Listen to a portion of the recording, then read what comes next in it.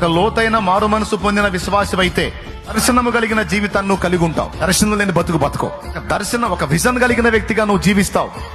ఒక్కసారి ఆలోచించు తమ్ముడా, ఈ రోజు నేను చేస్తుంది కూడా దేవుడు నాకు ఇచ్చిన దర్శనాన్ని నెరవేరుస్తున్నాను. నేను నాకు ఒక విజన్ ఇచ్చాడు, ఒక దర్శనం ఇచ్చాడు. ఆ దర్శనాన్ని నెరవేర్చడానికి నేను పరిగెత్తుతున్నాను. 2006లో నేను సేవకు వచ్చింది ఆ కారణమే. ఆ రోజు నుంచి ఈ రోజు దాకా ఈ 18 నిండు సంవత్సరాలు ఆ దర్శనాన్ని నెరవేర్చే దిశగానే నేను పరిగెత్తుతున్నాను. ఎన్నో ఆటుపోట్లు, ఆకలి బాధలు, లేమి, వస్త్రహీనత, దరిద్రత, నింద, అవమానం, దూషణలు, దాన్ని నెరవేర్చే కొద్దీ దాన్ని రీచ్ అయ్యే కొద్దీ దాడులు పెరిగినాయి. అయినా సరే అవేవి పట్టవు నాకు. ఎందుకు?